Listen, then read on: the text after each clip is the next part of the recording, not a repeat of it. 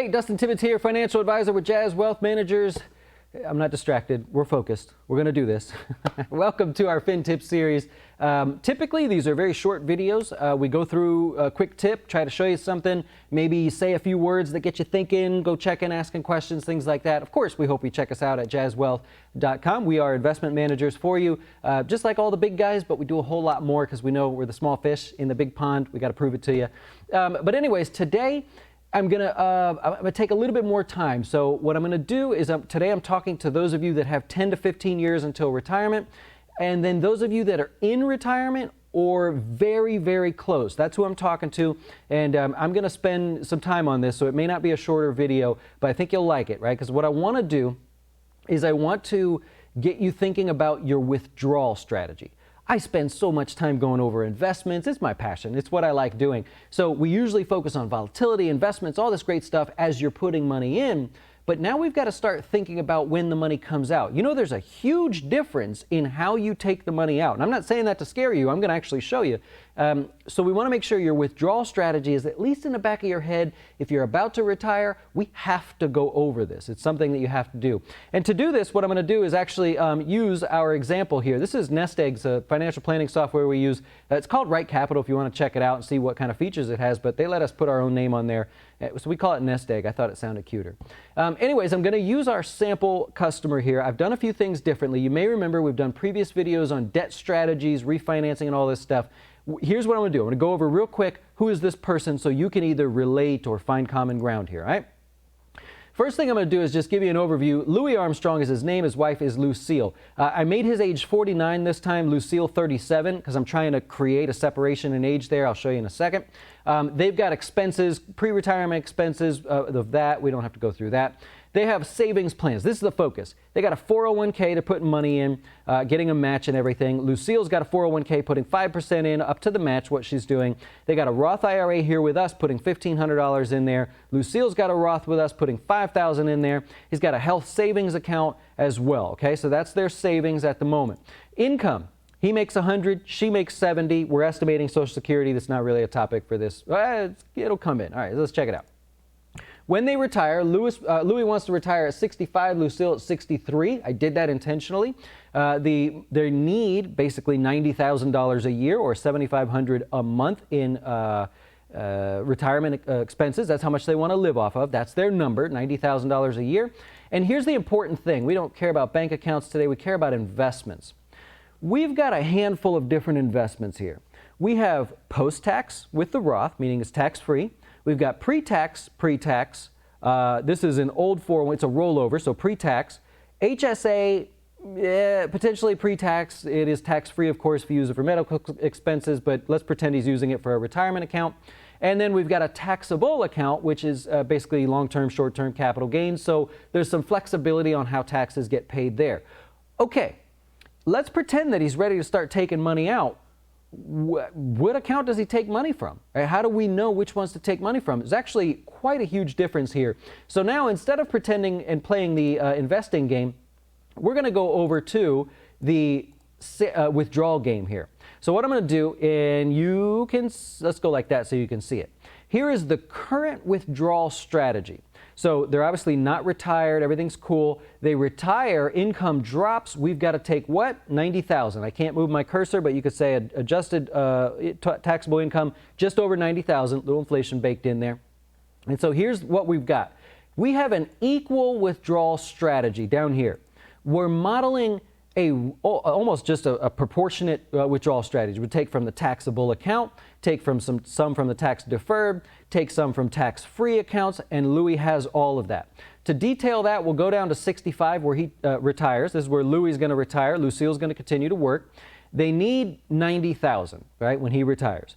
You got 37 here coming from a taxable account, 22, you can see at the bottom there, coming from pre-tax, and then Roth IRA with the rest. We're essentially taking it out proportionately. The system is not exactly proportionate because it's factoring in some of his capital gains and RMDs we'll get to in a second, all that good stuff. So it's not exact, but it's saying based on your what we want to keep your tax rate under, separate video for that, it's trying to do it in a way where we don't go over the tax rate that we've kind of specified for him. Anyways, okay, so That's what we've got. Now, what we want to question is that the best way? You've got to ask these questions. You know, women are the best savers because they always ask questions and they do not fear not knowing.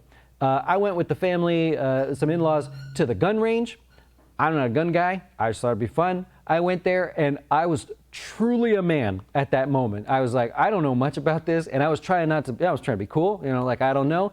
And women were in there just asking questions galore, no fear of telling people they didn't know. And to be honest, they learned more than me because I was too cool to ask questions. So you got to ask questions here.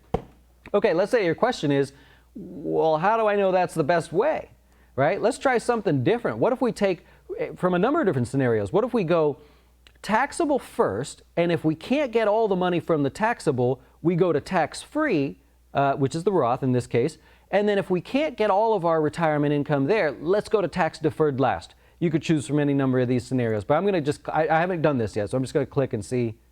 Okay, so it's a lot more. All right, so first thing I would do if I saw this, I'd go, that's exciting. I don't know that that's true. I would go hunting in the software looking for a reason why that number is high, but let's assume this is the number. They've got a good net worth. They make good money. Let's say we know that there is a greater benefit to taking from his taxable account first, then tax-free, then the pre-tax accounts, the 401ks, things like that. So we know that there's a benefit in doing that. If we go over here, the details, you can see the different strategy now. Now he retires, and we come over here, we take $62,000, right, from taxable.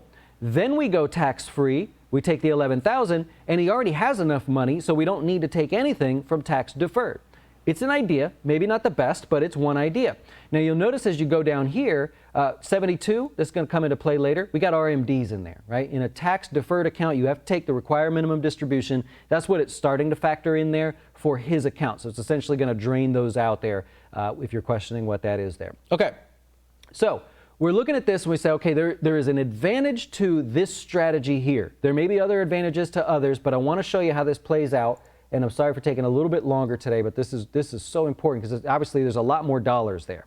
So here's the retirement analysis. This is basically the probability that he's going to be successful in retirement. Currently, he has a 66% chance of being successful. I notice there's a difference over here. Now he's got 69%. We can look at the reasons why.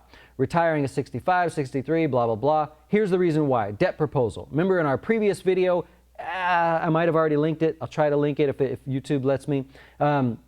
We had a proposal where he was going to pay off debt a little bit earlier because he could. I did a video on that. Now what we're going to say is, okay, let's keep that. Keep doing the debt there. But now we'll go to distribution strategy down here. Our current strategy is equal, meaning the one I showed you, right? We're going to take a little bit from each account until we make up the total income that we need, in this case, $90,000. What we're going to do is say, what about that thing that just said $635,000 extra where we take from the accounts in a different way? Now let's propose that that's the scenario that we follow. So up here, current plan, if we don't change anything, is 66% with those dollars. We'll refresh it, and over here, it's going to calculate whether we have an increase, slight increase. Okay. There you go. So this basically means at death, he's going to have extra money. He's not going to run out of money. Right now, he probably won't run out of money. Everything's cool inside of that one. So huge difference to doing that. I'll take it a step further, and we're going to look at the cash flows here. This is the real geeky stuff. I've explained everything. If you need to go, that's fine. But this is the geeky stuff here. Current plan, we're going to go down to 65. Here you go. We've got income from the wife still. Lucille's still working. So we got income coming in. Tax payments, the interesting one there. $27,126. Notice how the tax payment slowly goes up. It drops off in here for a while. Now Lucille's not making as much. They're pulling extra money out. They've got the RMDs and everything. That's essentially what they're paying tax on. We got Social Security kicking in for both of them there. Then taxes go up towards the end there because they took proportionately across all their accounts. Now their IRA, 401k, which they had more pre-tax dollars, remember from our previous screen, now those accounts have grown so big. The RMDs are huger, they're much larger, and they're taking from income, so their tax bill's going up considerably there at the end. I don't know if this is the best way. Like I said, this is just what I'm modeling here while we're talking. Let's go to proposed plan, which remember is taking taxable, tax deferred, tax-free, then tax deferred. So that was just what we modeled in this case. We take a look at 65, where they officially got one retiring. Look at the difference in tax payments here. Not too much here in the beginning, but notice how as we get later in life, taxes are less. Chances are, when Louis is no longer with us, because he didn't live this long. And Lucille is now maybe kind of getting stuck with that sort of unfortunate scenario where she's a widow and has to pay a lot of tax. We don't have that in this case, or we have less of it in this case. So the tax situation is much better, which likely means that's one of the reasons they end up with more money. So again, we're now suggesting to Louis, this is an idea. This is not maybe the best. We're going to model other scenarios, but hey, Louis, we've got to talk about your withdrawal strategy because I need to do some homework and make sure this number is accurate. But as of now, it seems like you're going to end up with more money. If all I do is tell you, take money from here first, then your tax-free, your Roth accounts until that's depleted, and then your tax-deferred accounts. So such a huge difference there, and it's one of those little things. I don't know that anybody ever talks about that. Maybe old Josh Scanlon over there at Heritage Wealth, I know he talks about this a lot, uses the same software, but one of those things that never comes up because we spend our whole life thinking about money going in, the best investments, the lowest fees, the best returns, the lowest volatility, all this great stuff. Will I have enough? Do I don't know. We almost never think about that withdrawal strategy, but if you're retired or very close to retirement, you got to have that conversation. Hopefully someone's willing to do that with you. If not, of course, you know this is marketing. I hope you check us out. I will dig through this. We're here in Florida, so you can imagine we have our fair share of retirees as customers. Typically they have more money, and that's more important to do the right thing with it. So I appreciate you guys watching. Hopefully that helped. I've been trying to use this software a little bit more on these videos to get you thinking, maybe just simulating examples. Leave me a comment. I can't always answer to the comments that you have based on regulations, but if you leave a comment, what would be helpful to model? I'm willing to model different scenarios. We'll use Louis Armstrong as an example. We can change ages and things. Give me an idea. Maybe there's something we can model in there where I sort of help you without actually giving you advice so I don't get in trouble. And I thank you for watching. Enjoy the rest of your day. We'll talk to you soon.